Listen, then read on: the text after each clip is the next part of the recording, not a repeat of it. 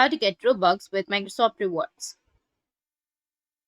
So if you want to get Robux with your Microsoft Rewards, then what you need to do is first, you just need to simply open up your browser, any browser that you're comfortable with, and then go with Microsoft Rewards. Now go with rewards.bing.com and you'll get this kind of interface. Go with sign in, which will be on the top right, and make sure that you've signed into your account.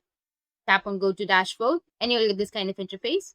Go with the earn section, and if you scroll down, you can complete these tasks and earn points daily. Keep scrolling, you're going to find the section of more activities. And under there, you're going to find a ton of activities that you can complete and earn points once you've done. You can also go with your redeem section, click on redeem, which will be on the top. And if you scroll down, then as you can see that you will have gift cards, and under gift cards, you will have Roblox digital card. You need to click on that.